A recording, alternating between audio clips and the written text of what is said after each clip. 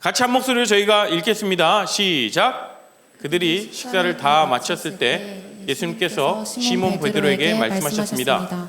요한의 아들 시몬아, 내가 이 모든 사람들보다 나를 더 사랑하느냐? 베드로가 대답했습니다. 예, 주님, 제가 주님을 사랑한다는 것을 주님께서 아십니다. 예수님께서 말씀하셨습니다. 내 양을 먹여라. 아멘. 오늘 말씀 전해주실 분은요, 저기 천안에 있는 드림이 학교 아시죠? 우리 고등부나 중등부 섬기는 우리 교사들은 알칠 테고, 드림이 학교 대안학교예요. 정말 좋은 그런 환경에서 아이들이 잘 교육받고 있는데요. 그곳에서 이제 학교장으로 섬기시는 우리 강명구 교장 선생님께서 저에게 귀한 말씀 전해주실 겁니다. 오실 때 저희가 환영의 박수로 그리고 또 샬롬 하면서 함께 모시겠습니다. 네, 강명구 교장 선생님 모시겠습니다.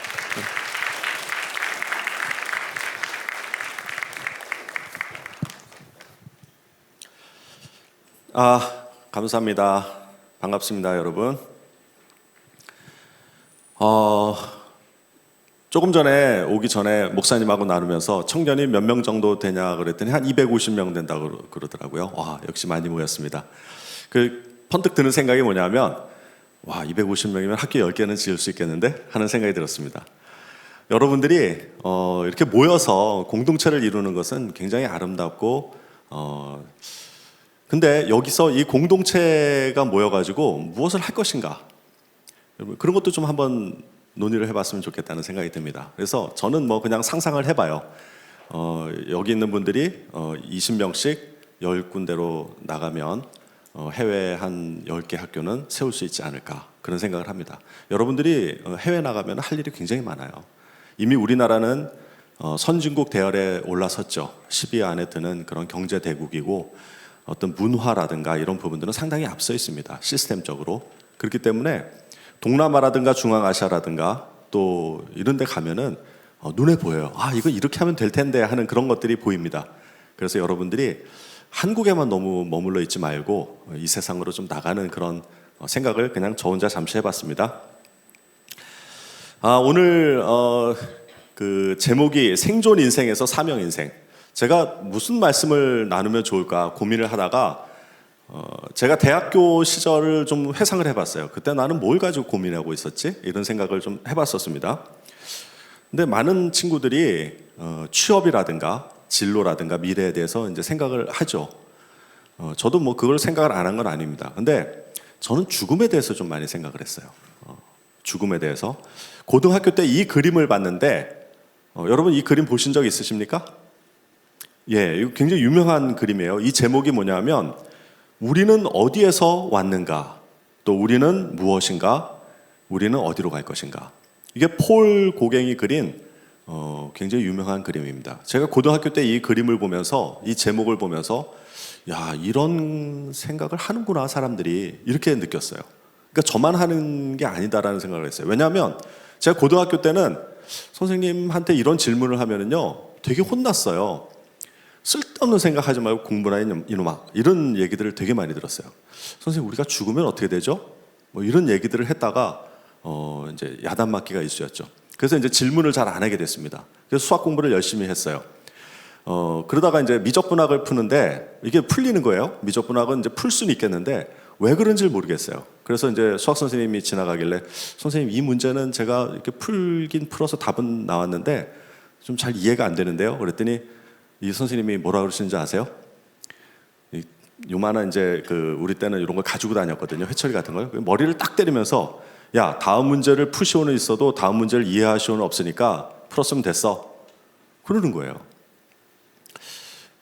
그래서 이제 그다음부터는 이제 질문을 안 하게 됐습니다. 제가 뭔가를 이렇게 물어보려고 하면, 우리 분위기에는 그랬어요. 제가 고등학교, 대학교 이럴 때만 해도 뭔가를 질문을 한다라는 거는 이렇게 면박을 당하는 그런 일이 많았어요. 그래서 이제 질문하지 말아야 되겠다. 이제 그렇지만 내 마음 속에는 항상 무슨 질문이 있었냐면, 정말 나는 도대체 어디서 왔을까? 그리고 나는 누굴까? 그리고 나는 어디로 가야 되지? 이 미술 작품에서 이야기하는 이 그림에 대한 질문을 저는 끊임없이 했던 것 같아요. 폴 고갱이 이 그림 혹시 뭐 달과 육펜스라고 하는 소설을 읽어보셨는지 모르겠지만 이 폴 고갱의 삶은 참 드라마틱하고 별로 그렇게 본받을 만한 삶은 아니에요. 한번 여러분 좀 나중에 찾아보세요. 그러면서 아마 그 폴도 뭔가 자기의 그 드라마틱한 그 인생 속에서 도대체 나는 누구인지, 나는 어디로 가는지에 대한 처절한 질문을 했던 것 같아요. 그리고 이런 그 작품들을 남기지 않았나 이런 생각을 했습니다. 이게 제가 가지고 있는 가장 오래된 저에 대한 사진이에요. 뭐 금방 보시면 아시겠죠? 저희 할아버지 할머니 계시고 또 아버지 어머니 있고 우리 어머니가 안고 있는 아이가 이제 제 동생이고요. 저는 이때 한 4살, 5살쯤 되었을 때 사진입니다. 정말 시골이에요. 지금도 시골인데 그 당시에는 엄청나게 시골이었고 초가집, 저 뒤에 보이는 집은 이제 초가 단칸 집이었죠.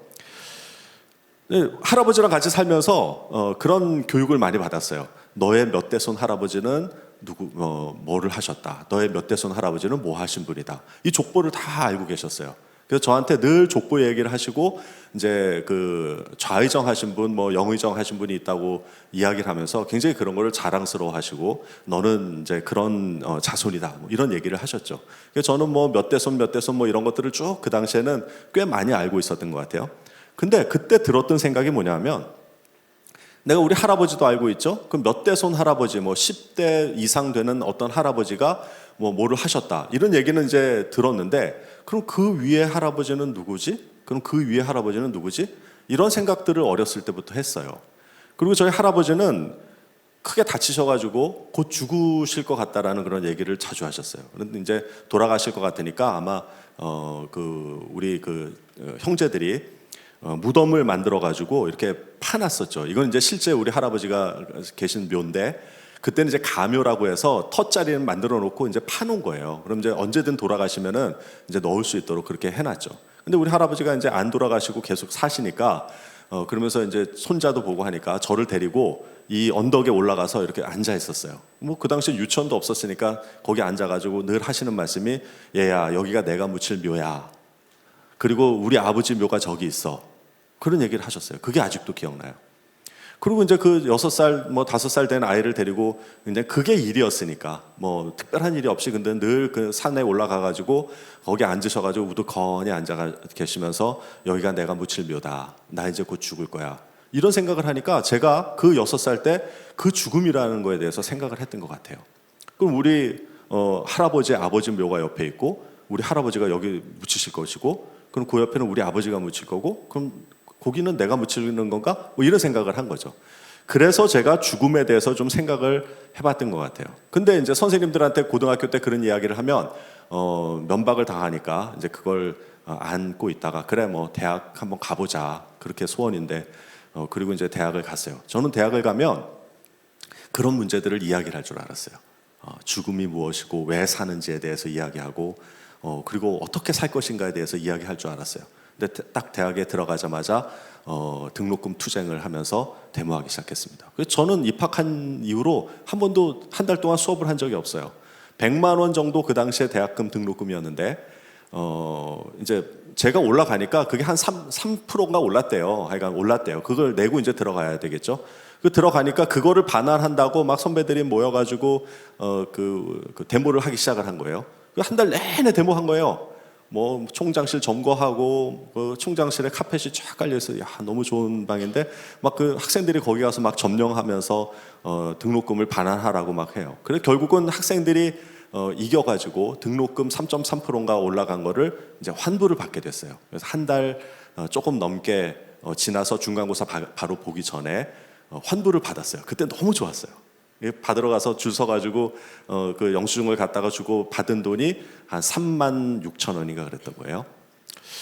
근데 그걸 가지고 와서 그날 뭐 했냐면 애들하고 술 먹고 밥 먹고 다 써버렸어요. 대학 가면은 뭔가 진리를 추구하는 곳 뭐 이렇게 이야기를 들었기 때문에 거기 가면은 뭔가가 이렇게 자유로운 토론이 있을 것이고 뭔가 궁금한 것들을 해결해 줄 수 있을 거라고 생각했는데 수업 한 번도 못하고 한 달 동안 데모만 하다가 받은 3만 몇천 원을 당시에 친구들하고 술 먹고 기뻐가지고 뭐 자기네들이 쟁취했다고 그렇게 써버리고 집에 돌아오는데 밤에 너무 허무했어요. 내가 이러려고 왔는가? 왜 도대체 대학에서 뭘 배우는 거지?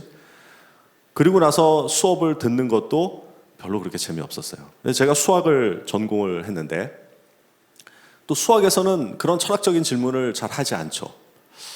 그러다가 너무 허무해가지고 휴학을 했습니다. 휴학을 하고 어떤 것을 제가 찾아봐도 도서관에 가봐도 제 마음의 어떤 그런 질문들을 해결해 줄 수가 없었어요. 그러다가 그러면 내가 그래도 수학을 전공을 했는데 이 모든 학문의 기본이 되는 이 수학이라는 것에는 뭔가 진리가 있지 않을까 하고서 공부를 한 책이 집합론이에요. 근데 놀랍게도 제가 이 집합론을 공부하면서 하나님이 계시다라는 것을 확신하게 되었어요. 그래서 이 얘기는 뭐 지금 안 할 건데 혹시 나중에 또 기회가 된다면 이 수학에서 어떻게 하나님을 찾을 수 있었는가는 그 나중에 말씀을 드릴게요. 여기에는 무한을 다루는 건데 어떻게 이렇게 체계적인 그런 이론들을 만들어낼 수 있을까? 이런 것들을 만들어낼 수 있다면 분명히 이것을 만든 누군가는 있지 않을까? 그렇게 해서 제가 찾아간 데가 성경 공부하는 곳이에요. 하나님이라고 하는, 교회는 다녔는데 고등학교 때까지 교회 다니면서 뭐 성경 공부를 한 적이 없었어요. 우리 교회에서는 성경 공부를 가르쳐 주지 않았어요. 그냥 목사님 말씀이 성경에 대한 지식을 아는 게 거의 대부분이었는데 제가 지금 생각해 보면 목사님께서 성경을 가르치신 게 아니라 그냥 본인의 이야기를 성경 말씀에 빌어서 했던 것 같아요. 근데 이제 대학교 가서 휴학을 한 다음에 수학을 공부하면서 이거는 분명히 하나님이 뭔가 존재할 거다라고 하는 확신을 가지고 그때부터 그 대학교 동아리라고 그러죠. 그 당시에는 동아리였었는데 뭐 CCC, UBF 뭐 이런 데가 굉장히 많이 있었습니다. 거기에 들어가서 제가 제 발로 찾아가서 성경 공부를 하기 시작했습니다. 그리고 3년을 성경 공부를 하면서 얻은 결론이 있어요. 여기에는 길이 있구나. 죽음을 해결할 수 있는 문제가 있구나. 내가 그렇게 죽음에 두려워했는데 그 죽음을 해결할 수 있는 그 방법들이 있더라는 거예요. 여러분들이 믿는 그 성경에 쓰여 있어요. 그래서 제가 성경 공부를 한 다음에 이제 그 과정은 이제 쭉쭉 하고 96년도, 95년도에 이제 졸업을 한 다음에 96년도에 중국 선교사로 떠나게 됩니다. 저는 그 당시만 해도 성경 공부하면 그냥 자연히 선교사가 되는 줄 알았어요. 근데 지금 보니까 안 가도 됐는데 괜히 그때는 그 부담감이 있었어요. 제가 가야 된다고 하는. 그래서 이제 선교의 길을 25살 때 들어서서 지금까지 물론 지금 이제 국내에 있지만 교육 선교사로서 생활을 하고 있습니다. 제가 처음에 갔던 데가 이제 연변과학기술대학이라고 지금은 문을 닫았는데 그 당시에 그 전문의 선교의 장을 열었던 굉장히 아주 선교의 패러다임을 바꿨던 학교입니다. 여기서 이제 열심히 하고 2018년에 중국에서 다시 귀국을 해서 현재 천안에 있는 드림이 학교에서 학생들을 가르치고 있습니다. 근데 여기는 이제 그냥 우리가 드림이 학교에서 고등학교만을 가르치는 곳이 아니라 선교사를 양성하는 곳이에요. 그래서 그 해외에다가 학교를 지어서 교육 선교하는 그런 플랫폼을 만들어 가자 이런 모토를 가지고 만들었습니다. 오늘 지금 이 목사님하고 나눴는데 여러분들 청년부 수련회를 여기서 하면 할 수 있냐고 해가지고 8월 달에 그렇게 하기로 했어요. 여러분 오셔서 한번 좀 보시면 좋을 것 같고요. 여기 뭐 축구장도 있고 시설도 아주 좋아요. 수영장도 있고 승마장도 있고 하니까 좋은 수련회 장이 될 수 있을 거라고 생각을 합니다. 여러분 그 히든 피겨스라고 하는 영화 보셨어요? 아주 재밌죠. 이게 이제 뭐 이 영화는 다 여러분 나중에 한번 찾아보시면 되는데 여기에 나오는 이 세 사람이 뭐를 했었냐면 당시 나사에서 로켓을 쏘아 올리면 우주에다가 쏘아 올려야 되잖아요. 근데 이게 계산을 소수점 몇째짜리까지 하는 그런 역할들을 했어요. 그러니까 아주 수학적인 머리가 뛰어났던 사람들이에요. 근데 이분들은 당시에 컴퓨터가 없었기 때문에 소수점을 뭐 100제짜리까지 구해야 된다. 그러면 그냥 며칠을 그거를 계산을 해가지고 소수점을 맞춰놔야 로켓을 쌓아 올릴 때 아주 조그마한 오차가 있다고 해도 우주에 가면 엄청난 갭이 생기기 때문에 그 소수점 몇째짜리까지 계산하는 그런 이제 일을 했던 거죠. 당시만 해도 굉장히 아주 뛰어난 사람이 가는 그런 곳이었었어요. 근데 지금 60년대 이 일이 있었는데 지금으로부터 한 60년이 지난 지금 여러분들 어느 누가 소수점을 100제짜리까지 구하는 그런 직업 있어요? 당시 선망의 대상이 되었던 이 직업, 나사에서 일했던 그런 직업인데 5, 60년이 지난 지금은 아무도 계산을 하는 거를 직업으로 가는 사람은 없어요. 불과 20년 전만 해도 계산만 하는 사람들이 있었어요. 그래서 주판 선생님 나이 때만 해도 주산학원 다니고 주판해가지고 막 계산하고 하는 그런 능력들을 굉장히 이렇게 우수하게 쳐줬어요. 근데 그게 컴퓨터가 나온 이후부터는 아예 그런 사람이 없죠. 자, 여러분 아주 뭐 많이 들어봤을 챗 GPT. 선생님이 인공지능을 이제 전공을 했어요. 대학원 때 수학과 인공지능을 했는데 그때까지만 해도 인공지능이 바둑으로 사람을 이기는 거는 굉장히 어렵다라고 결론을 내렸었어요. 그런데 몇 년 전에 한 5, 6년 전에 이세돌하고 알파고가 붙어가지고 4대1로 승리를 했죠. 그 이후로는 이제 그 대결이 의미가 없기 때문에 그런 게 없어져 버렸어요. 인간은 이제 절대로 바둑을 인공지능한테 이길 수가 없어요. 그리고 나서 한 10년도 채 안 됐는데 챗 GPT라고 하는 인공지능 자연어 처리 기반의 그 서치 기능이 나왔죠. 제가 빙이라고 하는 마이크로소프트에서 만든 그 브라우저가 있는데 거기에는 이 엔진이 탑재된 채팅 그게 있어요. 그래서 저도 예전부터 쭉 써봤지만 여기서 어제 제가 설교할 거를 좀 이렇게 테스트를 해봤어요. 그래서 뭐 오늘 본문 말씀을 좀 알려준 다음에 이것을 한번 요약해 보세요 했더니 진짜 잘 요약하는 거예요. 와, 설교를 나보다 더 잘 작성해. 이제 목사님들 이제 곧 직업을 잃으실 수 있어요. 그만큼 지금 정리 요약하는 것은 챗GPT가 훨씬 우리보다 잘해요. 요게 조금만 2, 3년만 되면은요, 이 학습 능력이 상당히 뛰어나기 때문에 논문뿐만 아니고요, 정말 이제 인간이 굳이 그 일을 할 필요가 없을 정도까지 될 거예요. 60년 전에 소수점 몇 자짜리까지 구하는 그 직업이 지금은 굉장히 웃긴 이야기처럼 10년도 채 지나지 않으면 학교에서 보고서를 쓴다는 내용, 이런 거 이제 드라마에서 이렇게 나올 때, 옛날 드라마 나올 때, 와, 저 때는 보고서를 썼어? 이런 거를 아마 여러분들이 이야기할 거예요. 그때 그 학생들은. 여러분, 이게 세상이 이렇게 바뀌고 있어요. 그래서 남의 지식과 남이 정리해 놓은 걸 가지고 내가 그것을 배워가지고 다시 무언가를 가공을 해서 만드는 거는 앞으로 10년도 채 안 지나서는 정말 의미 없는 일이 될 수도 있겠다는 생각이 드는 거예요. 근데 여러분이 사회 나가는 그 시대에는 바로 그렇게 될 거라는 거예요. 이미 그렇게 되고 있고요.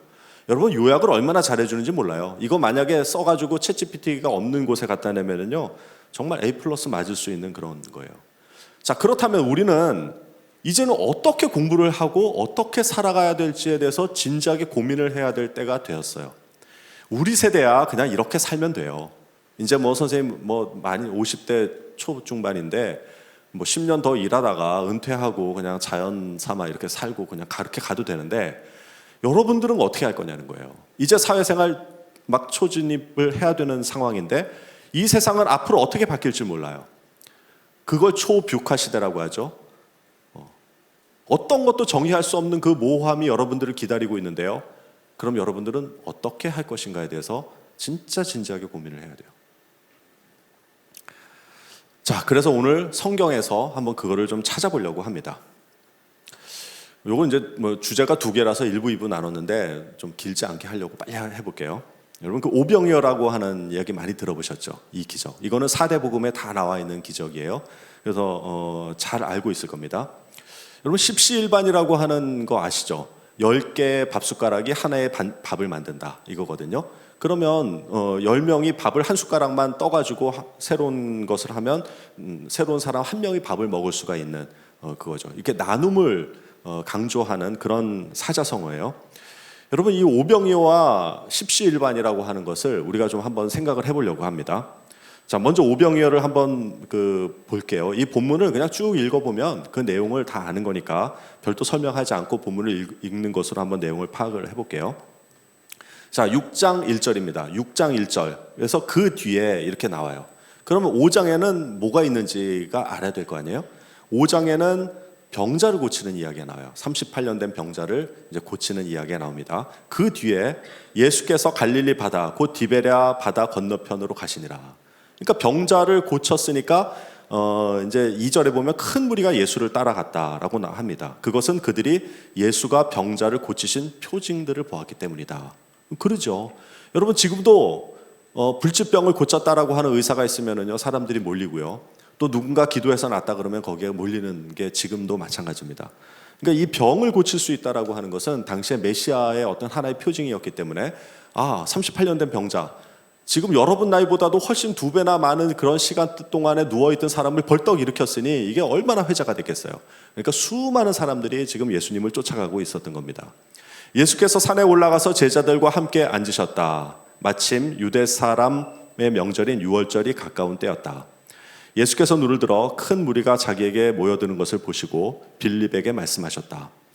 자, 이제 빌립한테 이렇게 얘기하죠. 우리가 어디에서 빵을 사다가 이 사람들을 먹이겠느냐, 이제 얘기를 하십니다. 자, 예수께서는 빌립을 시험해 보시고자 그렇게 물으셨던 거예요. 예수께서 자기가 하실 일을 이미 잘 알고 계셨다. 우리가 빌립에 대해서 좀 이해할 필요가 있는데요. 예수님의 제자 중에서 빌립은 계산적이었던 것 같아요.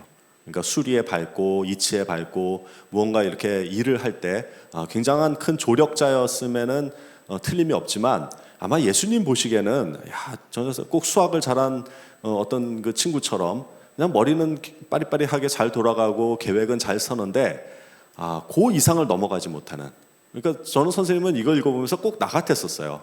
내가 수학적이고 계산적이고 계획적이었고 뭔가를 추진을 할 때 내 머릿속에서 한계가 딱 되어 있는 거에는 했는데 그 이상은 하지 못하는 그런 사람이었던 것 같아요. 그러니까 아마 빌립도 그랬던 것 같아요. 예수님이 보시기에는 빌립이 그냥 이성적으로 세상적으로는 일을 참 잘하는데 뭔가 아쉬웠던 거예요. 그래서 뭔가 하나를 테스트를 해서 빌립을 시험해 보려고 이 질문을 던진 거예요.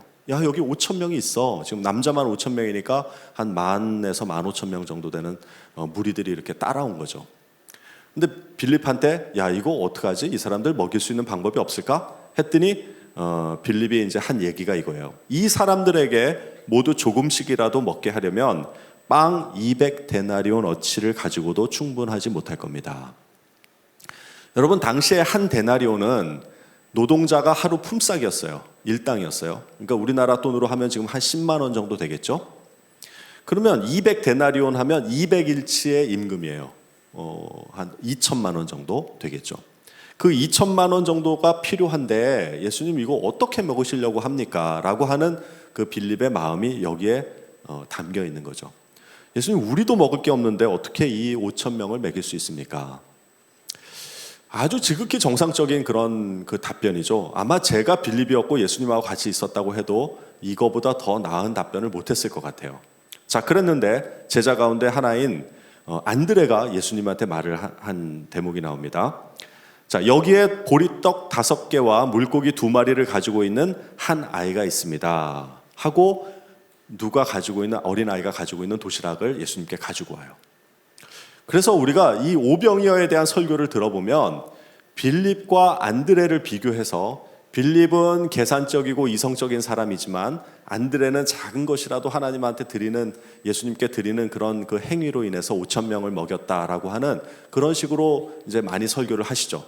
그래서 우리가 가지고 있는 작은 거를 예수님께 드리는 것이 중요하다라고 챗GPT가 그렇게 나오더라고요. 근데 그거에 딱 맞춰서 목사님들이 그런 설교를 많이 하고요. 저도 교회에서 많이 들어봤어요. 여러분, 그게 틀리다는 것이 아니에요. 근데 지금 이걸 들으면서 안드레가 뭐라고 그랬냐면, 그러나 이렇게 많은 사람에게 그것이 무슨 소용이 있겠습니까? 라는 이야기를 해요. 사실 빌립이나 안드레나 그냥 그게 도찐개찐이었어요. 빌립은 아예 그냥 이거는 현실적으로 안 되니까 그냥 머릿속에서 딱 끝내버린 거지만, 안드레는 조금 더 사람 친화적이거나 아니면 뭔가 이렇게 좀 계산은 덜하지만 역시 한 사람의 한계에 갇혀 있는, 그래서 이 도시락 하나인데 이게 있긴 있는데 이거 가지고 어떻게 다 먹이죠? 라는 어떤 의심의 말을 한 거예요. 절대로 안드레가 더 뛰어나거나 더 믿음이 좋은 거라고 저는 보기가 어려웠어요. 여러분, 그런데 이거는 그냥 일반적인 사람들이 가질 수 있는 그냥 일반적인 생각이에요. 그렇다고 해서 빌립과 안드레를 판단을 하거나 믿음이 없다라고 우리가 할 수가 없는 거죠. 나도 그러니까. 우리가 이 세상을 살면서 우리는 안드레와 빌립의 그 생각의 수준에서 넘어서는 생각을 잘 하질 못해요. 근데 예수님께서 어떻게 하시나 보세요. 예수님께서는 사람들을 앉게 하여라 하고 말씀하셨다. 그곳에는 풀이 많았다. 그래서 그들이 앉았는데 남자의 수가 5,000명쯤 되었다. 예수께서 빵을 들어 감사를 드린 다음에 앉은 사람들에게 나누어 주시고 물고기도 그와 같이 해서 그들이 원하는 대로 주셨다. 여러분, 이게 아주 짧게 기록되어 있지만 어떻게 그렇게 됐는지, 왜 그렇게 됐는지, 무슨 상황이었는지는 설명이 안 돼요. 그냥 5천 명이 원하는 대로 먹었다, 이거예요. 그러니까 여기서부터는 이제 우리의 상상, 우리의 어떤 이성의 한계를 넘어서는 거기 때문에 제가 더 이상 설명하기가 어려워요. 뭐 누구는 뭐 어린아이가 도시락을 내놓으니까 여기저기서 싸가져온 도시락을 다 내놔서 먹었다 이렇게 하는데, 저는 그게 오병이어의 의미라고 생각하지는 않습니다. 그냥 기적이에요. 이거는 초자연적인 기적이라고 이제 보고, 왜 그런지는 설명을 못하는 그런 기적이죠. 자, 그들이 배불리 먹은 뒤에 예수께서 제자들에게 이렇게 말씀하셨다. 남은 부스러기를 다 모으고 조금도 버리지 말아라. 그래서 이제 부스러기를 모읍니다. 그래서 보리빵 5덩이에서 먹고 남은 부스러기를 모으니 12광주리에 가득 찼다. 여러분, 그 일반적으로 잔치를 벌이거나 아니면은 뭔가 이렇게 밥을 먹을 때 사람들이 여기 와서 우리가 떡을 떼고 먹는다 그러면 남았어요. 그럼 상식이 뭡니까? 여러분, 더 드세요. 아니면 뭐 남은 거 싸가져 가세요. 이렇게 가져갈 거 아니에요, 그죠? 여기 5천 명이나 모여 있어요. 밥을 다 빵을 먹었어요. 그럼 남으면 그냥 가져가세요. 가서 자녀들하고 같이 먹으세요. 라고 하는 게 인지상정인데, 예수님은 그걸 다 모으라 그래요. 그걸 다 모았는데 12광주리나 남았대요. 나는 오병이어도 참 기가 막힌데 어디서 저 광주리는 났을까? 그것도 좀 의문이에요. 그래서 어쨌든 12광주리를 다 채워놨어요. 여러분, 이거 왜 모았을까요? 왜 12광주리를 굳이 모으라고 해가지고 제자들이 그걸 다 하나하나 모으라고 했을까요? 그리고 이제 갖다 놨죠. 저는 이렇게 생각을 해요. 아마 제자들을 교육하기 위한 거 아닌가. 빌립이라고 한 사람의 심을 시험하려고 했다고 표현되어 있지만 제가 보기에는 사실 제자들이 그렇게 뛰어났던 사람이 아니에요. 이 당시에도. 우리는 예수님의 제자들이기 때문에 막 엄청난 기적을 일으키고 뭐 병을 고치고 귀신을 내어 쫓는 사도행전의 이야기를 보면서 제자들이 처음부터 그렇게 될 거라고 생각을 하는데 그렇지가 않아요. 여러분, 베드로가 얼마나 바보 같았기 때문에 예수님이 그 베드로를 교육하기 위해서 써놓은 성경 구절이 너무 많아요. 그래서 우리가 그걸 배우고 있는 거예요. 물론 이제 베드로를 폄하하는 게 아니고 그냥 지극히 평범한 사람들이었다는 거예요. 그러니까 당시에 예수님의 주 사역은 다른 사람들을 기적을 일으키고 빵을 먹이고 하는 것도 있지만 제자들을 교육하는 사역도 굉장히 많았던 거예요. 그래서 이 12광주리를 다 모아놓고 여기에는 기록되어 있지 않지만 아마 감상문을 나누지 않았을까. 빌립아, 너 오늘 보니까 좀 어때? 안드레, 너는 어떻게 생각하니? 베드로야, 너는 어떻게 생각해? 아마 이런 거를 맨날 예수님하고 먹고 자고 했으니까 그러지 않았을까요? 요것을 보면서 사실은 제가 굉장히 많이 변했어요. 왜냐하면 저는 빌립 같은 사람이었거든요.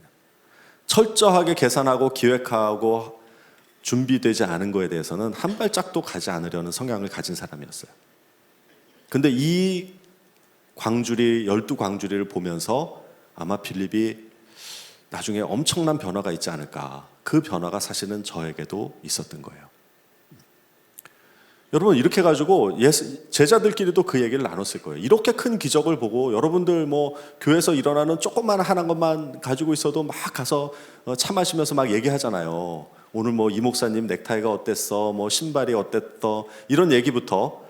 여러분, 그게 보통 사람들의 하는 얘기예요. 그럼 제자들도 이렇게 큰 기적이 있었는데 자면서 뭐 얘기 안 하겠어요? 야, 빌립, 너 그렇게 그냥 200데나리온 그런 얘기 하니까 예수님이 지금 뭐가 열받으신 것 같아.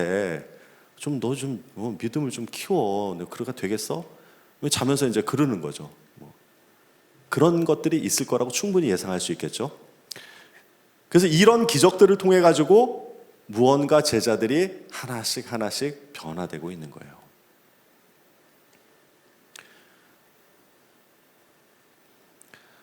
자, 계속 한번 가볼게요. 사람들은 예수께서 행하신 무엇을 보고요? 표징을 보고.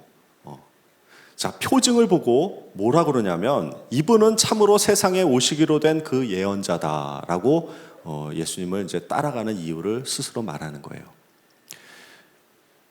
여러분 예수님을 따라가는데 무리들은요 표적을 보고 가요. 기적을 보고 가요. 병을 낫게 해주고 떡을 줄 수가 있고요. 내 미래를 책임져 줄 수 있을 거라고 생각하고 갑니다. 근데 성경에는요 사실 그거를 중요하게 생각하지 않아요. 물론 그 기적이 나와요. 여러분들 오병이어를 예전에는 어떻게 이해하셨는지 모르지만 아마 대부분 오병이어를 해석하기를 내가 예수님을 따라가면 나에게도 저런 기적이 일어나겠지. 정말 내가 먹고 살 것들을 걱정하지 않을 만큼의 무언가가 있겠지. 기적이 일어나겠지. 내 병을 고쳐주겠지. 내가 대학 가는 거 도와주겠지. 내가 좋은 직장 가는 거 해주겠지. 라는 걸로 해석하지 않으세요? 그래서 따라가지 않으세요? 여러분 그렇다면 그냥 일반적인 무리와 같은 거예요. 그게 나쁘고 좋은 게 아니에요. 그냥 사람들은 원래 그래요. 저도 그래요. 근데 성경에서 예수님이 이 기적을 일으킨 거는 그 차원을 훨씬 넘어서는 거예요. 그래서 우리가 그걸 들어가야 되는 거예요. 그냥 일반 사람들처럼 하나의 종교가 되고 하나의 기복신앙이 되고 나의 미래를 잘 복을 주는 그런 하나의 종교로만 그친다면 굳이 여러분들 교회 오지 않아도 돼요. 예수님 믿지 않아도 돼요. 그렇다고 나가라는 건 아니에요. 나가라는 게 아니라 성경에서 말하는 본질을 우리가 알고 가자는 거예요. 자, 그래서 예수께서는 사람들이 와서 억지로 자기를 모셔다가 왕으로 삼으려 한다는 걸 아시고 혼자서 이제 떠나게 됩니다. 그래서 오병이어의 그 기적이 일어났던 그 산에서 무리들을 두고 이제 떠나게 되는 거죠. 여러분 십시일반과 오병이어가 있는데 이게 뭐가 차이가 있을까요? 자, 여러분 그 세상에는 이런 사람들이 있어요. 5,000명분을 혼자 먹는 사람. 제가 계산해 봤어요. 저는 늘 계산하거든요. 5,000명분을 혼자 먹는 사람, 연봉이 한 3천만 원이라고 하면 5,000명 곱하니까 1,500억을 버는 사람이에요, 1년에. 여러분 이런 사람이 있을까요, 없을까요? 있죠. 예, 아주 소수지만 있어요. 1년에 1,500억 이상 버는 사람도 있어요. 저는 제가 뭐 이렇게 아는 사람도 보면은 너무 돈이 많아가지고 어떻게 할 줄을 모르는 사람들이 있어요. 1년에 뭐 한 3,400억 기본적으로 버는 사람도 있고요. 사실은 이 세계적으로 보면은 1년에 1,500억 이상 버는 사람들 꽤 있어요.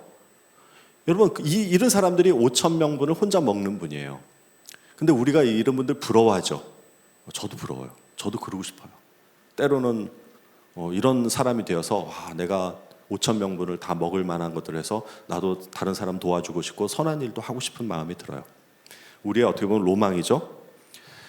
자, 두 번째로는 자기가 벌어서 자기 것 그냥 겨우 먹고 사는 사람. 여러분 이게 대부분의 사람들이에요. 연봉에 많고 적고는 조금 있겠지만 일반적으로 보면 그냥 평범한 중산층이 다 여기에 들어가겠죠. 그래서 어떻게 보면은 이 중산층의 꿈을 이루기 위해서 많은 청년들이 스펙을 쌓고 대학을 좋은 데 가려고 하고 좋은 직장에 가려고 하는데 결국 그거요. 연봉 1억을 받으나 5천을 받으나 3천을 받으나 사실 별로 그렇게 차이가 없는 인생이에요. 근데 우리는 이제 대부분 거기에 막 목숨을 걸려고 그래요.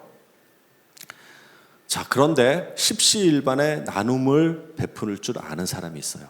여러분 십시일반은 오병이어하고 뭐가 다르냐면 이거는 기적이 아니에요.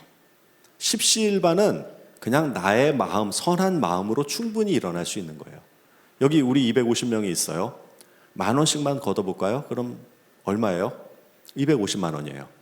여러분 이 250만 원이 여러분들이 10,000원이 없어도 여러분들은 죽지 않지만 250만 원으로 응급하게 지금 수술을 받아야 될 사람이 돈이 없다면 그 사람에게 지원을 해주면 그 사람 살릴 수가 있어요. 여러분 250만 원이면요 캄보디아나 다른 나라에 가가지고 수백 명에게 빵을 나눠줄 수가 있어요. 한 학교를 한 달 동안 먹여 살릴 수도 있는 돈이에요. 여러분 이거는 얼마든지 우리의 선한 마음으로 10,000원, 20,000원 내가지고 선한 일들을 해나갈 수 있습니다. 그것이 사랑의 리퀘스트 또 여러 이런 어떤 그 구호 단체들이 있죠. 그런 단체들이 그걸 통해 가지고 하는 겁니다. 굉장히 아름다운 거죠. 내가 내 거 다 먹었어도 되는데 그래 9개만 먹고 그 중에 하나는 다른 사람을 위해 쓰자 해서 모아가지고 이런 일들을 해나갈 수 있습니다. 근데 1번, 2번, 3번 같은 삶은요, 예수님 없이도 할 수 있는 거예요. 근데 예수님의 기적을 체험하는, 오병이어를 체험하는 기적은 그거는 예수님 없이는 안 돼요. 이건 초자연적인 거예요. 그냥 내가 뭔가를 나누고 적게 먹고 나눠 써서 되는 것이 아니고, 이거는 5,000명이라고 하는, 15,000명이라고 하는, 정말 이거는 계산할 수 없는 그런 사람들을 한꺼번에 먹일 수 있는 기적은 예수님의 기적을 체험하는 사람만이 가능한 겁니다. 그래서 나는 여러분들이 이 빨간 선을 넘어갔으면 좋겠어요. 여러분들이 꿈꾸는 게 뭔지는 잘 모르겠어요. 근데 대부분의 사람들이 이 현실적인 빨간 선 위에서 밑으로 내려오질 못해요. 저도 그래요, 사실은. 여러분, 근데 예수님의 기적을 체험한 사람은요, 정말 이 세상이 어떻게 돌아가는지에 대해서, 하나님이 어떤 일을 하는지에 대해서 너무나도 잘 알고 있고 그 믿음이 생기는 사람들이에요. 나는 여러분들이 꼭 이 믿음의 체험을 한번 했으면 좋겠다, 이런 바람입니다. 자, 근데 여기서 끝나는 게 아니에요. 여러분, 기적을 체험한다라는 게 아주 드물지만 여기에 또 하나의 맹점이 있어요. 왜 예수님은 오병이어의 기적을 만들었을까? 5,000명을 먹이는 기적을 베풀었을까? 그리고 요한은 왜 이거를 다른 세 개의 복음서, 다른 복음서에 기록되어 있는 오병이어하고 다른 관점으로 요한복음을 기술을 하고 있습니다. 그래서 그거에 대해서 한번 좀 알아보려고 그래요. 그래서 이거는 6장 전체를 우리가 이해를 해야 되는데 이걸 다 하기가 어려우니 제가 요약해가지고 한번 좀 말씀을 드려보도록 할게요. 자, 아까 말씀드린 것처럼 여기는 이제 요한복음 6장 이야기고 왼쪽엔 요한복음 5장 이야기예요. 요한복음이 조금 딴 데보다 긴데 유독 6장은 71절까지 상당히 길어요. 그래서 제가 생각을 했어요. 6장을 읽으면서 이게 하다 보면 좀 지루해서 한 6장 30몇 절까지 한 다음에 이걸 7장으로 만들어도 되는데 왜 굳이 이거를 한 장에다가 다 썼을까? 이렇게 하면서 봤는데요. 나중에 제가 이 깊은 뜻을 알고 절대로 요한복음 6장은 나눌 수가 없구나. 이게 그냥 하나의 이야기구나라는 걸 알게 되었어요. 오늘 그 얘기를 좀 하려고 합니다. 그래서 5장에는 38년 된 병자를 고치는 이야기가 나와요. 잠깐만요. 자, 그래서 이 병자를 고친 다음에 표적을 보고 많은 무리가 예수님을 따라가죠. 자, 그때 오병이어 기적을 일으킵니다. 그랬더니 예수님이 자기를 왕으로 삼으려고 하는 줄 알고 바다 건너서 한적한 곳으로 가서 기도를 하고 계십니다. 그런데 여전히 무리가 계속 거기를 따라와요. 그럴 때 6장 하반절에 보면은 예수님이 무리에게 설교를 하는 장면이 나옵니다. 이 설교가 굉장히 중요해요. 자, 그래서 오늘 이 흐름을 전체적으로 보시고 이 설교를 한번 예수님이 하신 말씀을 들어볼게요. 이거는 개역 개정으로 하지 않고 제가 메시지 성경을 좀 요약했어요. 메시지 성경이 조금 좀 이 의미가 이렇게 잘 드러나기 때문에 이제 메시지 성경으로 요약을 했습니다. 무리들이 예수를 쫓아 바다 건너편에 그분을 뵙고는 랍비여, 언제 여기로 오셨습니까? 그러니까 지금 무리들이 있는 곳에, 한적한 곳에 그 바다를 건너서 가니까 무리들이 밤새 새벽에 거기를 쫓아간 거예요. 예수께서 대답하셨다. 너희가 나를 찾아온 것은 내가 하는 일에서 하나님을 보았기 때문이 아니라 내가 너희를 값없이 배부르게 해주었기 때문이다. 예수님이 지금 무리들의 상황을 아주 간파하고 있어요. 너희들이 나를 따라온 것은 뭐냐면 내가 나를 통해서 하나님의 일을 본 것이 아니고 너희들에게 먹을 걸 줬기 때문에 너희가 나를 따라온 거야. 이렇게 아주 단도직입적으로 얘기를 해요. 여러분, 여기서 여러분에게 질문을 해보세요. 내가 지금까지 예수님을 따라간 거는 왜 따라갔는지를 한번 여러분 보시기 바랍니다. 예수님을 통해서 하나님의 사역이 일어나는 것을 관심 있게 가고 있는지, 아니면은 예수님이 나에게 주신 떡이 하나 뭐 없을까 하고 따라가는지에 대해서 한번 여러분 생각을 해보셔야 됩니다. 자, 그리고 계속 말씀하시죠. 너희는 썩어 없어질 음식을 얻으려고 힘을 허비하지 말고 인자가 주는 영원한 생명을 살리는 음식을 위하여 일하여라.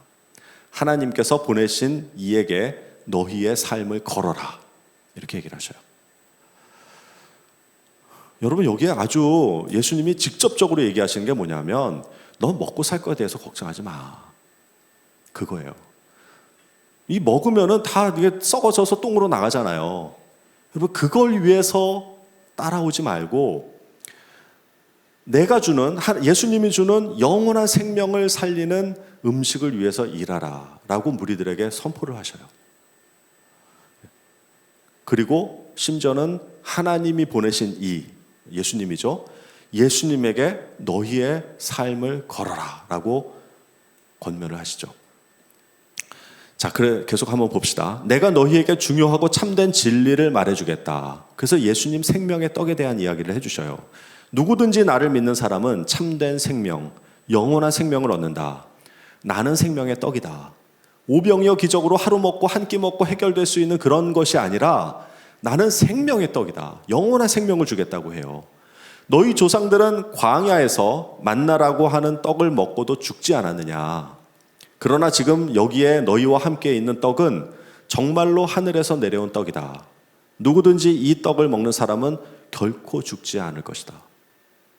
여러분, 제가 대학교 했던 그 고민, 죽음에 대해서 고민을 하다가 성경 공부하는 동아리에 들어가서 3년 동안 성경 공부를 하면서 제가 이거를 발견한 거예요.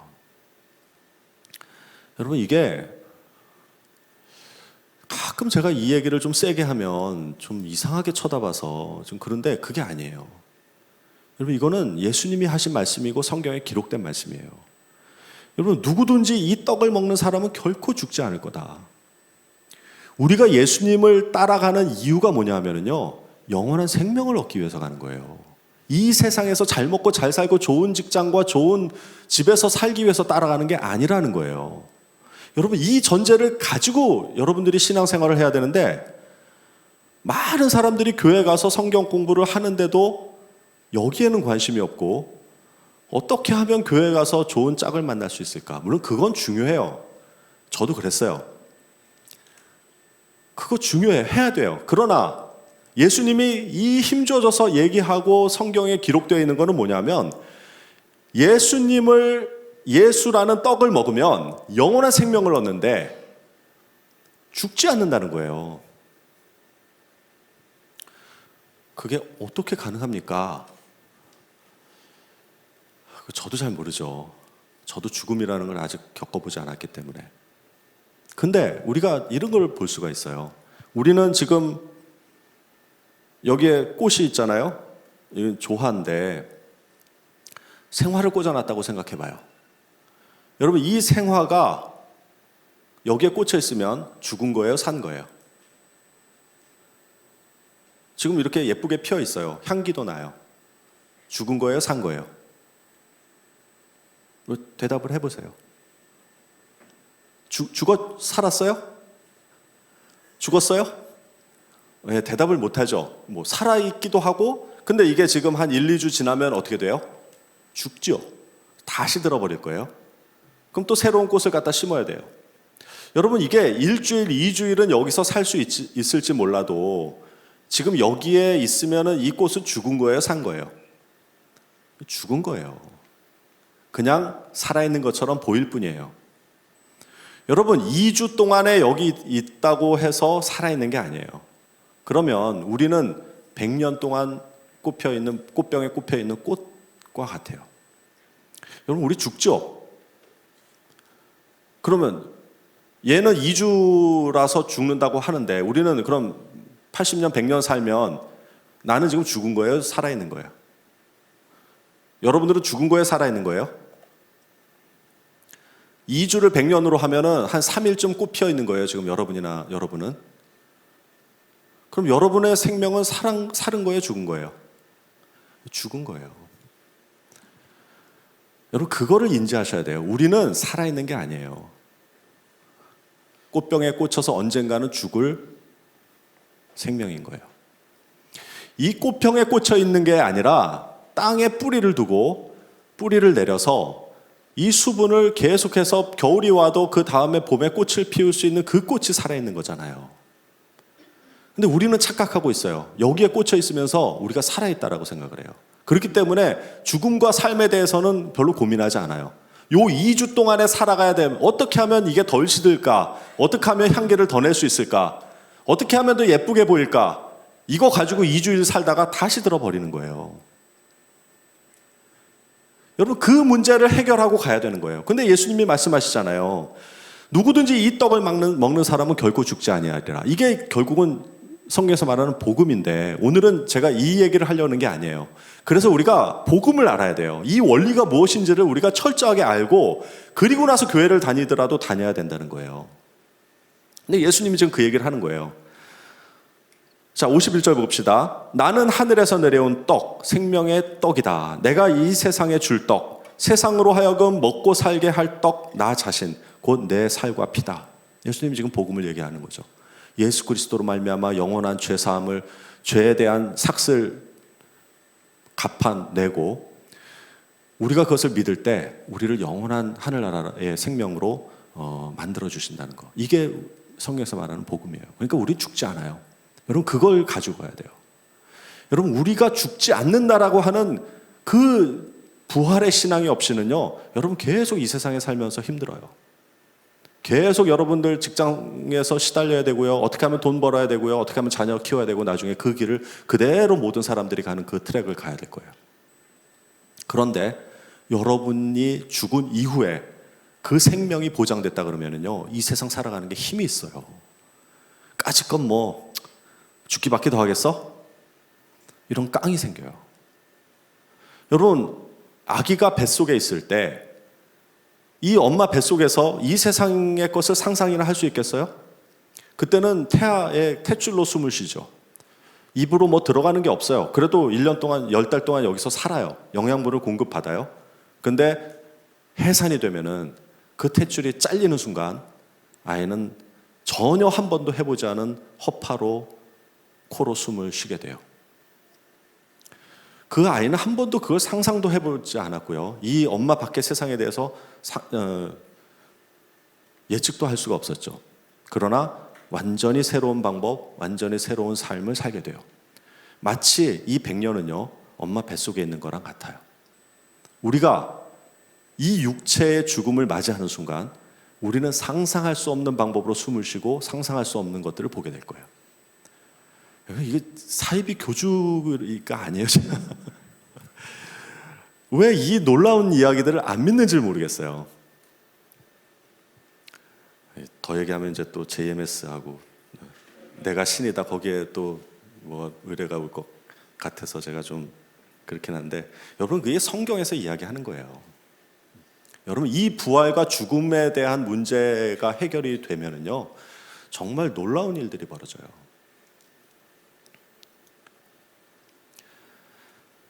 자, 제자들 가운데 많은 사람들이 이 말을 들으니까 무리들이 뭐라 그러냐면, 이 가르침은 너무 어려워 받아들이기 어렵습니다, 이렇게 얘기를 해요.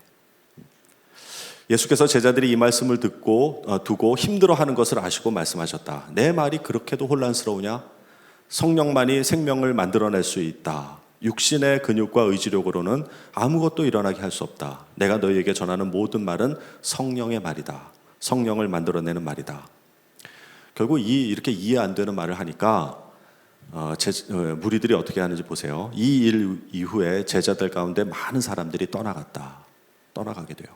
그들은 더 이상 그분과 예수하고 관련을 두지 않아. 저 사람 도저히 이제 떡국물 다 떨어졌어. 저는 이상한 사람이야 하고 이제 갔다라는 거죠. 자, 그러자 예수께서 12 제자에게도 기회를 주셨다. 너희도 떠나가려느냐?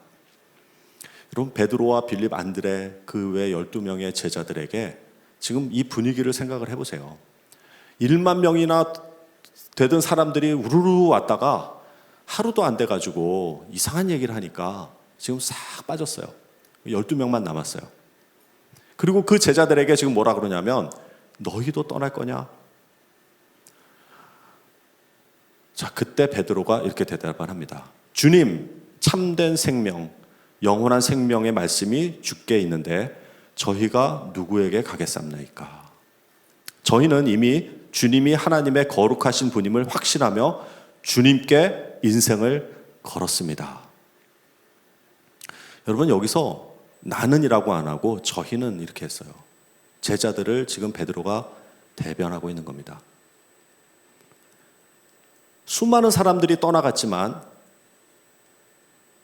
그 표적을 보고 온 사람들은요 다 떠나갔지만 제자들은 예수님이 생명의 떡이라는 것을 알고 있었어요. 그래서 떠나지 않은 거예요. 그리고 베드로가 인생을 주님께 걸겠다고 이야기를 한 거예요. 저는 이게 오병이어의 결론이라고 생각을 합니다. 여러분, 오병이어 하면은요 우리는 자꾸 먹는 것, 기적 여기에 들어가요. 거기에 초점이 맞춰지는데 요한은 이거를 써내려 가면서 그게 아니라 오병이어의 기적을 통해서 그때 제자들이 예수님한테 어떻게 보면 신앙 고백과 예수님을 쫓아가기로 결단을 한 거예요. 자, 이 1만 명이요 12제자로 가서 너희도 떠나가려느냐 했을 때 정말 여러분은 남아있을 수 있을까요? 사실 저도 좀 아직까지도 그래요. 제가 저 상황이 되면 남아있을 수 있을까? 그렇게 연약한 우리예요. 자, 기적보다는요 믿음과 결단이 더 크다라는 거예요. 여러분, 기적을 보지 않고도 결단하고 믿을 수 있다면 사실 그것이 더 큰 상급이에요. 하루 빵 하나 먹는 게 뭐가 그렇게 대단해요? 자, 그래서 1번, 2번, 3번 같은 5천 명분을 먹거나 자기가 스스로 밥해 먹고 밥 벌어 먹는 사람, 그리고 내 것 조금 절약해서 십시일반을 베푸는 사람은 예수님 없이도 가능하고, 그러나 지금 빌립과 제자들은요 이 오병이어 기적을 통해 가지고 예수님의 기적을 체험한 사람들이에요. 나는 여러분들이 기꺼이 이 단계까지 가야 된다고 생각을 합니다. 근데 요한은요 더 나아가서 기적을 체험하고도 떠난 사람들이 태반이에요. 그러니까 기적은 예수님을 따라가는 데 있어서 별로 도움이 안 된다는 거잖아요. 제자들은 기적 때문에 따라간 것이 아니고 예수님이 하나님의 일을 이루실 거다라고 하는 그 믿음과 헌신으로 따라간 것을 여기서 이야기하고 있는 거예요. 저는 이것이 참 귀하다고 생각을 해요. 그래서 인생을 주님께 거는 여러분이 됐으면 좋겠다라는 겁니다. 시간이 없네요. 빨리 가야 되겠네요. 자, 이랬던 베드로가 이제 예수님이 십자가에 달려 돌아가시고 장사됐죠. 그때 베드로가 3번 부인하죠. 그리고 예수님이 사실 부활을 했어요. 부활했는데 21장에 보면은 어떤 게 나오냐면 이제 그 얘기를 좀 하려고 해요. 여러분, 저는 21장을 잘못 이해를 하고 있었어요, 한동안. 그래서 그 의미가 무엇일까? 21장을 다 읽으면 좋겠는데 한번 여러분들 나중에 시간 되시면 한번 읽어보시고, 너무 유명한 말씀이라서 아마 잘 이해는 하고 있을 거예요. 그러니까 지금 예수님이 십자가에 달려 돌아가시고 장사된 이후에 제자들이 다 이제 흩어지려고 그러죠. 아, 예수님 이제 뭐 이스라엘을 회복한다고 했는데 그게 아닌가 보다. 우리가 잘못 왔나벼. 이러면서 이제 낙심하고 있었을 때, 심지어는 예수님이 부활해서 오셨는데도 그거를 알지 못했어요. 그래서 제자들이 이런 말을 합니다. 시몬 베드로가 이런 말을 해요.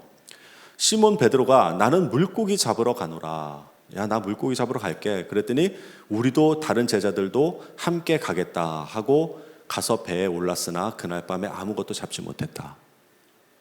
여러분, 아까 내 인생을 주님께 걸겠다고 했던 베드로와 제자들이 예수님이 십자가에 달려 돌아가신 다음에 이제는 너무나도 낙심하니까 나 물고기 잡으러 가련다.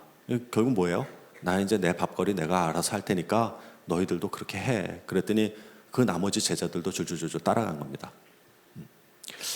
여기 날이 새어갈 때 예수께서 바닷가에 서셨으나 제자들이 예수인 줄 알지 못했다. 부활하신 예수님이 오셨는데 이게 왜 알지 못했는지는 잘 모르겠지만 아마 잘 몰랐던 것 같아요. 그래서 예수께서 이르시되 얘들아 너희에게 고기가 있느냐? 대답하되 없나이다. 밤새 그물을 던졌는데 못 잡은 거예요. 이르시되 그물을 배 오른편에 던지라. 그리하면 잡으리라 하니 이에 던졌더니 물고기가 이때 153마리를 잡은 거죠. 자, 넘어가도록 하겠습니다. 자, 근데 여기 아주 이 다음부터 중요한 이야기가 나와요. 여러분, 이거 한번 유심히 보세요. 자, 예수님이 이제 조반을 주려고 숯불을 피워두고 제자들을 불러 모읍니다. 자, 예수께서 이르시되 와서 조반을 먹으라 하니 제자들이 주님이신 줄 아는 고로 당신이 누구냐 감히 묻는 자가 없더라. 그리고 예수께서 가셔서 떡을 가져다가 그들에게 주시고 생선도 그와 같이 하시니라. 여러분, 뭐가 연결점이 있지 않아요? 지금 제자들은 예수님이 죽은 다음에 다 낙심했어요. 그리고 자기가 먹고 살 거 밥벌이 하려고 갔는데 예수님이, 부활하신 예수님이 나타나가지고 숯불을 피워놓고 떡하고 생선을 가져다가, 야, 너 생선 아까 잡은 거 가지고 와봐. 그리고 거기다가 숯불 꿰가지고 지금 하고 있는 거예요. 여러분, 6장에서 21장 확 건너뛰었지만 그 아까 오병이어 그 기적을 암시하는 거 아닌가. 자, 그리고 이 배경이 어땠냐면, 이것은 예수께서 죽은 자 가운데서 살아나신 후에 세 번째로 제자들에게 나타난 거예요. 심지어 부활의 몸으로 나타났는데도 제자들의 실망이 오죽이나 컸으면은 이제는 예수님을 따라갈 힘이 없는 거죠. 먹고 사는 현실을 바라보게 된 거예요. 자, 이제 보세요. 오늘 본문 말씀이 나옵니다. 그들이 조반 먹은 후에 예수께서 시몬 베드로에게 이르시되, 요한의 아들 시몬아, 베드로야 그러지 않고 요한의 아들 시몬아, 내가 이 사람들보다 나를 더 사랑하느냐라고 질문하셔요. 제가 성경 공부를 할 때 저는 참 이해가 안 됐어요. 왜 사람을 비교하지? 왜 교육적으로 안 맞는데? 그런 생각을 했어요. 저는 이제 교육자, 지금 선생님을 하다 보니까 아이들을 비교하는 것만큼 안 좋은 교육이 없어요. 근데 지금 예수님이 비교하고 있는 거예요. 다른 제자들이 있는데, 야, 베드로, 너 얘보다 나 더 사랑해? 이거 아니에요. 그럼 베드로가 얘 하는 순간 여기 있는 제자들은 뭐가 돼요? 아무 말도 안 했는데 그냥 루저가 되는 거잖아요. 그래서 이 상황이 저는 좀 이해가 안 됐었어요. 근데 제가 중국에 가서 중국어 성경을 보다가 알게 됐어요. 그때 각주에 이런 것들이 있었다라는 것도 알게 됐어요. 여러분, 중국어 조금 아시는 분들은 한번 해봐요. 이 질문을 어떻게 하냐면, 니爱我比这些更深吗? 이렇게 해요. 좀 이상하긴 한데 여러분, 이게 뭐냐면 너가 이것들보다 더 나를 사랑하느냐, 이런 의미예요. 그러니까 영어로도 디즈라고 표현해서 사람과 사물을 동시에 가리키고요. 제가 원어도 보니까 원어도 사물과 사람을 동시에 가리켰는데, 우리는 이거를 우리나라 말로는 사람들로 번역을 해놓은 거예요. 그러니까 자꾸 나는 다른 사람들보다 더 예수님을 사랑하는 데다 초점을 맞췄어요. 근데 이거를 딱 읽어보면서 어쩌시에는 보통 물건을 쓰는데, 그리고 나서 이 주석을 보니까 또는 것들보다 이렇게 주석을 해놓은 거예요. 야, 내가 잘못 알았구나. 그리고 나서 이 요한복음에 흐르는 의미가 무엇인지를 알게 된 거예요. 여러분, 예수님은 동일한 얘기를 하고 계셔요. 지금 아침에 물고기와 떡을 갖다 놓고 지금 숯불을 지금 피워놓고 거기다 구워주시는데, 너 옛날에 오병이어 기적 있었을 때 네가 한 거 뭐라고 고백을 했냐? 너가 네 입으로 고백했잖아. 내가 내 인생을 주님께 걸겠다고 했잖아. 근데 왜 지금 너는 너 먹고 살 걸로 지금 돌아갔냐? 밥 먹였어요. 떡과 물고기 먹었어. 베드로, 너 이것보다 나 더 사랑해? 했을 때 이거는 뭐예요? 이 사람들보다가 아니라 이것들보다 더 나를 사랑해라고 했다면 이것들은 뭐예요? 물고기와 떡이잖아요. 지금 그 얘기를 하는 거예요.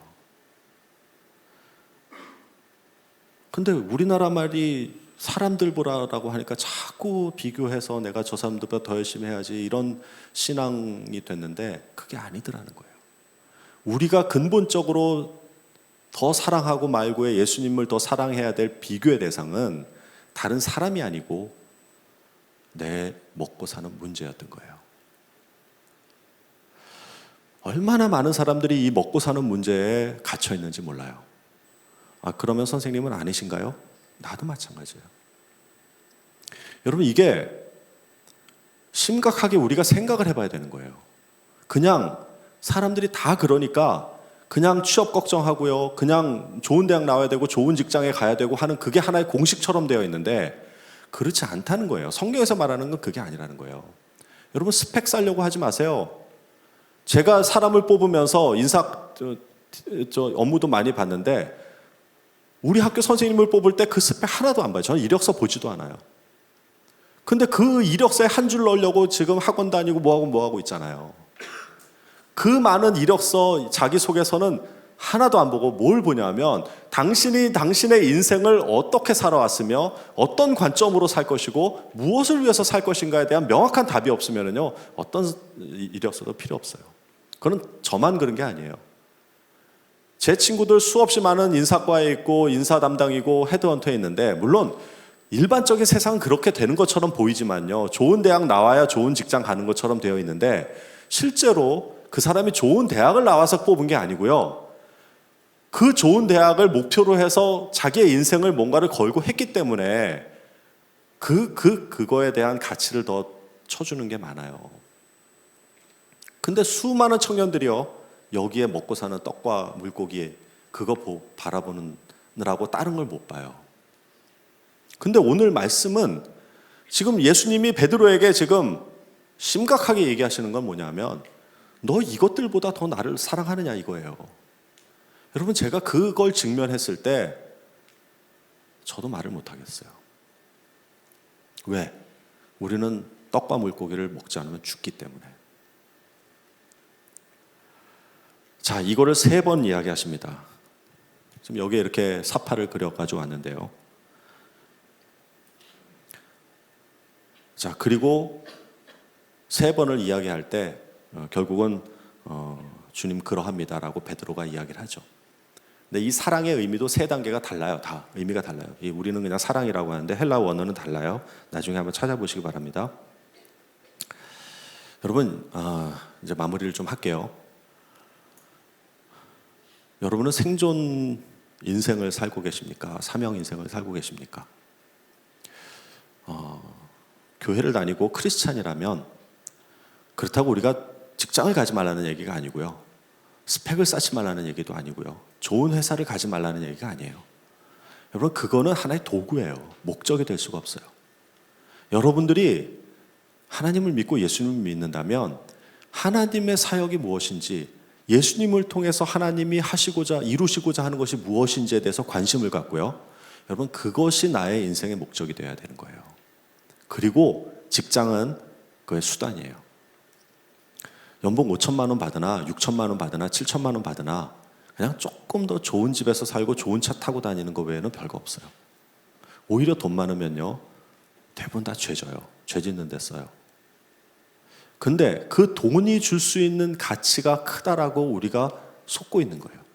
돈을 많이 벌면 행복할 거다라고 하는, 돈을 많이 벌면 내가 다른 사람들을 좌지우지할 수 있을 거라고 하는 그 착각에 빠져 있어요. 실제로 그렇지 않아요. 그리고 그 돈을 추구하지 않아도요, 얼마든지 하나님이 하나님의 일을 하시는 분들에게 놀라운 기적의 체험들을 지금도 이루어 가셔요. 나는 여러분들이 좀 이 트랙에서 벗어났으면 좋겠어요. 특히 목동의 사교육 1번지, 이 공식처럼 되어 있는 여러분들의 부모 세대가 닦아놓은 이 길을 여러분 여기서 좀 거부하고 나가는 사람이 있었으면 좋겠다는 거예요. 물론 쉽지 않을 거예요. 근데 알고라도 이 트랙을 가더라도 좀 성경은 뭘 얘기를 하는가 그걸 알고 가면 여러분들 그게 목적이 아닌 여러분들의 수단이 되면 정말 주님의 나라를 이루는 엄청난 파워를 느끼면서 살아갈 수 있을 거라고 생각합니다. 예, 마칠게요. 그래서 결국은 주님의 사명을 이루는 사람이 되었으면 좋겠다라는 그 얘기고요. 지금 우리 학교는 해외 10개 학교, 100개 학교를 좀 지으려고 해요. 그 중에 이제 이렇게 10개 학교를 좀 먼저 선정을 해서 짓고 있는데 우리는 우리 학생들에게 대학 가라고 하지 않아요. 그냥 정 가고 싶으면 그냥 지방에 저 미달된 학교 가가지고 거기서 그냥 하고, 대신 이 아이들은요 분명한 목적이 있어요. 그래서 그 상황을 거부를 하면서 해외에 개척을 하고 다른 사람들을 섬길 수 있는 그런 거를 이제 꿈꾸고 있어요. 저는 여러분들이 좀 이런 데 도전했으면 좋겠다. 지금 할 일이 너무 많아요. 저희 하는 일에만 해도 여러분들이 다 와도 못해요. 도전을 한번 좀 해보셨으면 좋겠습니다. 캄보디아에 지금 저희가 10만 평에다가 10,000 가구를 지어서 거기 학교, 병원 이런 것들을 하려고 지금 준비하고 있고요. 또 실제로 필리핀 쓰레기 마을에 학교를 짓고 있고요. 우리 아이들이 지난번에 가가지고 전부 다 가서 삽질하고 그러고 왔어요. 이제 8월 달에는 선생님 2가정이 파송되어서 거기서 아이들 교육하려 교육 선교를 하고 있고요. 몽골도 하고 있고 인도 지금 여러 군데 학교를 지어가고 있어요. 저는 우리 아이들에게 계속 그런 비전을 주고 있고 여러분들도 정말 큰 일들을 해낼 수가 있어요. 하나님 안에서 정말 선한 꿈을 꾸면서 도전하는 그런 인생이 되기를 간절히 바라겠습니다. 기도하고 마치겠습니다. 하나님 감사합니다. 우리는 먹고 사는 문제 그 이상을 보기가 참 어렵습니다. 너무나도 제한된 육신, 또 제한된 일들, 또 연약한 나의 몸을 바라보면서 그 이상을 꿈꾸는 것이 참으로 어렵습니다. 그러나 예수님께서는 우리에게 영원한 생명을 주시려고 이 땅에 오셔서 그 편한 길을 내려놓고 종의 형체까지 낮아지셔서 죽기까지 우리를 사랑하셨는데 참으로 이 연약한 인간이 무엇이길래 이렇게 우리를 위하여 십자가에 달려 돌아가시기까지 하셨나요? 우리에게 영원한 생명을 주셨다는 것은 이제는 우리가 더 이상 죽음을 두려워할 필요가 없는데 여전히 우리는 죽음을 두려워합니다. 그리고 내일이 두렵습니다. 우리가 어떻게 먹고 살아가야 할지 우리의 미래가 두렵습니다. 우리에게 지혜를 주시고 사명을 주시고 우리에게 주신 사명이 무엇인지를 우리가 깨닫게 하시고 정말 예수님이 이 세상을 통하여서 하나님이 이루고자 하시는 그 사명을 쫓아갈 수 있게 주님 도와주시옵소서. 예수님 이름으로 기도했습니다. 아멘.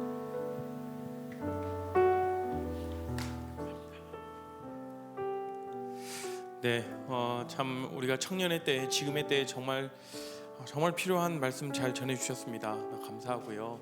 정말 우리가 생존의 인생이 아니라 주님께서 우리에게 맡겨주신 그 사명 인생을 살아가는 우리 귀한 청년들 되었으면 좋겠습니다. 이 시간은 우리가 같이 함께 합심하여 기도할 텐데요. 한 가지 기도했으면 좋겠습니다. 섬기시는 드림이 학교 학생들과 그 학생들이 정말 오늘 말씀 선포해 주셨던 것처럼 그들이 정말 사명 인생을 살아갈 수 있도록, 그래서 그 다음 세대들의 주역이 되어서 그들이 정말 이 세상을 변화시킬 수 있는 그런 귀한 통로가 되는 학교가 될 수 있도록, 그리고 섬기시는 모든 선생님들과 또 학교를 위해서 우리가 그 학교를 주님께서 사용하여 주시도록 저희가 함께 한 목소리로 드림의 학교를 위해 또 그곳에서 공부하고 있는 학생들을 위해서 함께 기도하겠습니다. 주님 아버지, 시간 가운데 온전히 기도하며 나아갑니다.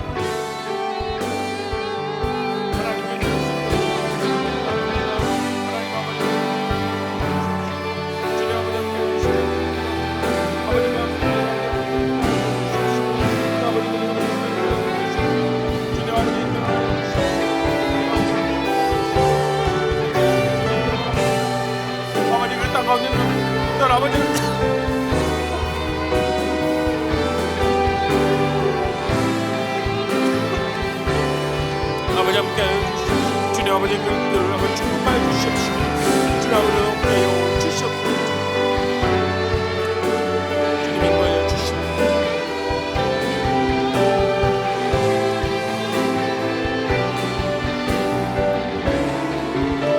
하나님 사랑합니다. 하나님, 내가 그 무엇보다도 그 어떤 것보다도 주님을 더 사랑하겠습니다.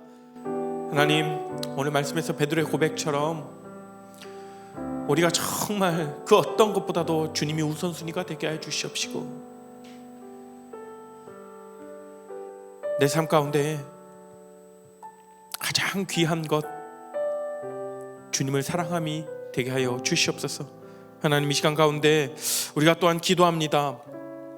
우리가 이 땅 가운데 살아갈 때에 그냥 이 땅에 있는 것들을 구하며 살아가는 것이 아니라 정말 주님께서 나에게 맡기신 그 사명을 우리가 발견할 수 있도록 하시고 그것을 위해 달려나가는 그런 복된 우리 모두가 될 수 있도록 주님 인도하여 주시옵소서.